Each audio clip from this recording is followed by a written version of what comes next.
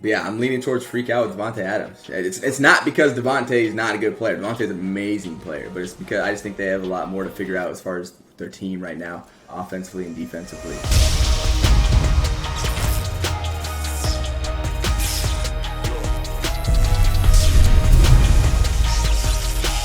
What is up, everyone? Welcome to Ekeler's Edge. I'm Liz Loza, and this is, of course, Chargers running back, fantasy football superstar, and amateur bull rider, Austin Ekeler. What is up, everyone? Welcome back to episode 3. Really looking forward to what we got today, as always. We've got a great show for you this week. Austin will give us an inside look at what was an eventful opening week for him. We'll go through week 1's fantasy studs and duds, and look ahead to a big week 2 matchup for Austin's Chargers as they host the Cowboys in a game full of fantasy implications.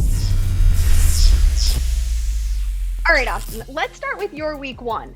Thursday night, news breaks that you hurt your hamstring. You're held out of practice. The fantasy world freaks out. Then on Sunday, you suit up. Everyone breathes a sigh of relief. Then, less than 10 minutes into the game, you score a touchdown and everybody goes nuts again. So, first of all, we are so glad you're healthy. Secondly, can you please take us through all of that? Like, what happened? How did you spend the 3 days leading up to the game? And how you feeling now? Right. I get it now. I get it after I've been, in the fantasy world for a little bit longer. I understand, the importance, especially, if you took me first round, right? So, when I hurt my hamstring, it was actually on a Monday. Usually, Monday's my heavy squat day, so that might have had something to do with it. I might have been a little bit dehydrated just from a longer weekend. And so there was just a lot of things that might have played into it. I'm trying to give a reason for what happened. Regardless, tweak my hamstring a little bit on that practice. Nothing crazy like last year, not even close, but just enough that I was like, this doesn't feel right. And so ended up sitting out Wednesday and Thursday's practice and then participated back on Friday. That timeline makes a ton of sense now. Thank you for clarifying all that. I'm sorry to give everyone a little shock, but yeah, it was good to go. It was more precautionary. You are bringing this kind of drama on episode 3. Grey's Anatomy waited till season 3. So we appreciate you, especially the way it ended. I mean, there were definitely managers who were concerned because you weren't targeted in the passing game. And we all know that you're such an awesome receiver out of the backfield. So what was up with that? I mean, just going into this week, we understood who we were playing, right? We're playing Washington football team. They got 4 first-rounders up front in their D-line. So we were going to make sure that these DNs were not going to be a problem or not a factor as much as we could. That means, hey, we're going to be chipping these guys. We're going to be putting our tight ends on these guys. We're going to do some different play styles where we're blocking a little bit longer so we can give Justin Herbert some more time. Because of that, guess what? I'm not getting out on routes like I usually am versus a traditional 4-down front. It definitely took away from my fantasy as far as catching the ball. Still somewhat productive in the run game, got a tug. So, hey, I was able to pull through for some points. Don't get used to it. They definitely have a lot more games left and a lot more fantasy points to be scored for sure. We'll talk about your game this week against the Cowboys a little bit later in the show. So, Austin, there were several surprising fantasy studs in week 1. We're going to focus on the quarterbacks here, all of whom, by the way, were top 12 fantasy producers for the week. I'll give you the QB in his week 1 line, and you tell me if fantasy managers should buy in or slow their roll. Let's start with, I got it, Jameis Winston, 148 yards and 5 touchdowns in a decisive 38-3 win over Green Bay of all teams. Right, that's so wild, right? 148 yards, 5 touchdowns, right? So I was looking into it, what the heck? He only had 20 passes. He only threw the ball 20 times, and so literally, over a third of his caught passes were touchdowns. The Green Bay Packers had a rough start, and the Saints definitely took advantage of it. So, I'm gonna say slow your roll a little bit. I feel like that's not a predominant he went out there and dominated. He definitely deserves credit for 5 touchdowns, no interceptions. James's pass, we know he likes to throw the ball around a little, gets a little careless sometimes. It is what it is. I think he's going to be able to build off it, but for now, I'm still saying slow your roll. Well, let's switch gears to your former teammate, actually. Tyrod Taylor, now in Houston, threw for 291 yards and 2 touchdowns in a win over Jacksonville, where everybody was looking at the rookie quarterback, but it was actually the vet who got the dub. I'm buying into Tyrod Taylor. Special guy in my heart just because, I worked with him for a few years. I was really confident, having this guy lead our team. Just seeing him get another opportunity, then seeing him go out there and actually produce in a new place, right? Where people are kind of unsure, hey, what are we going to get out of this guy? is really awesome to me. The thing that I love about him too, just as far as his game, is just how athletic he is. As far as his athletic ability, people don't really understand because he doesn't play it as much, but he can keep plays going, he can run, keep plays alive, which makes the defense cover for a lot longer. So, as far as fantasy, and hey, potential rushing yards out there too for fantasy owners. Well, if we're talking about mobile quarterbacks, then we have to talk about Jalen Hurts, because he had himself a game in week 1. He managed 3 touchdowns in a win over the Falcons. Yeah, I'm buying into Jalen Hurts. I'm going to continue to ride Jalen Hurts. I'm a fan. Obviously, I'm a fan of mobile quarterbacks as you see this, and I think Jalen's going to have a great career as well. I'm looking forward to seeing him play. Well, with the good always comes a little bit of bad, and there were also several surprising duds in week 1. We're going to turn our attention to wide receivers this time. I'll give you Austin the wideout and his line, and you can tell me if fantasy managers should freak out or stay calm. Let's begin with Davante Adams. 5 grabs, 56 yards. Yeah, this one's personal. This one hurts a little bit for me too, because I used to have Davante Adams on my last fantasy team, and he balled out for me. So I understand the pain out there. I'm like, man, just for the Green Bay Packers in general, just that outing I think it surprised a lot of people.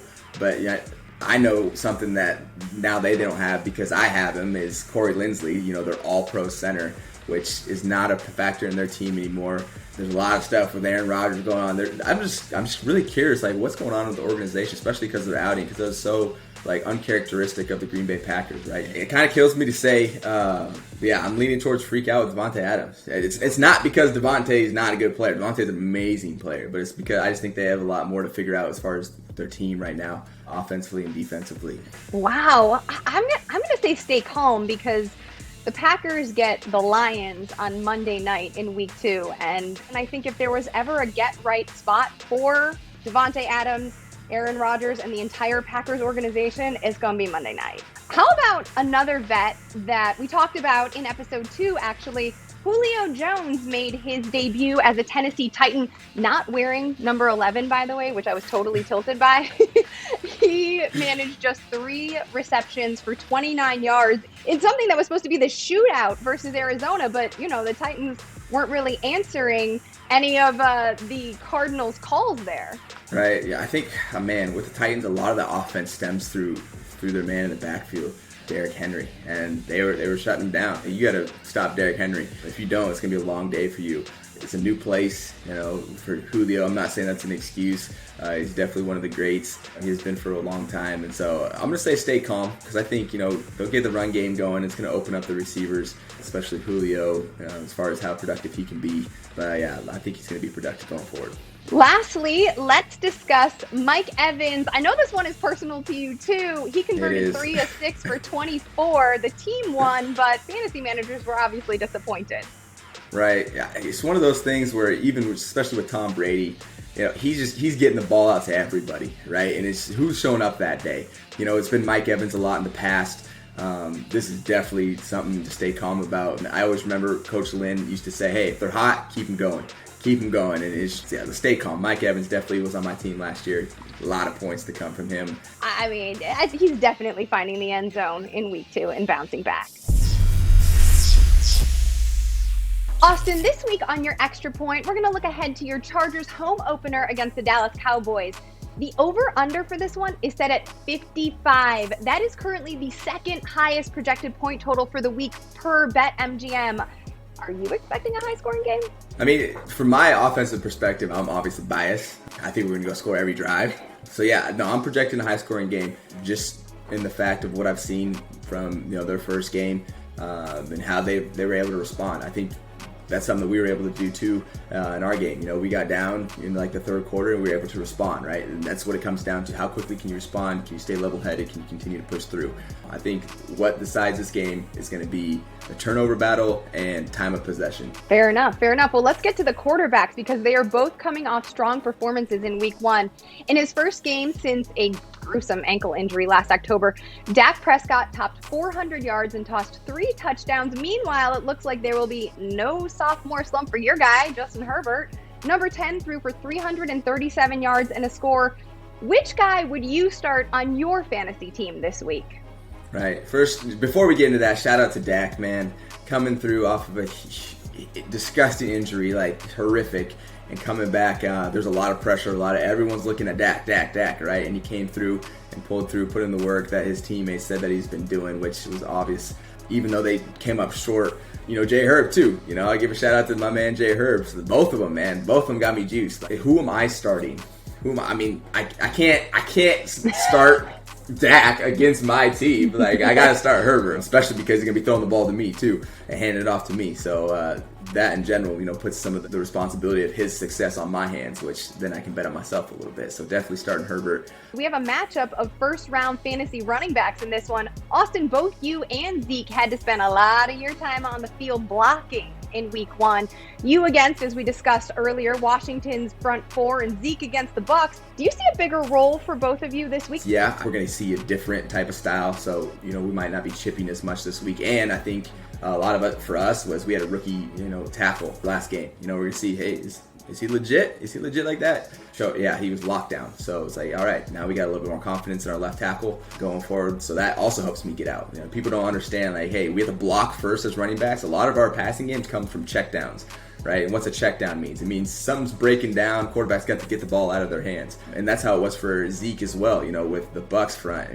They blitz, I feel like, more than everyone. I think it'll be a little bit different just as far as our fronts going into this game. So I think you're going to see a lot more points out of the passing game than last week for both of us. Well, it is going to be a barn burner for sure. We are all super excited. And thank you, Austin, for talking through your week 1, giving us a preview to your week 2, and helping fantasy managers cope along the way. That is going to do it for this week of Ekeler's Edge. Awesome. Thanks, everyone.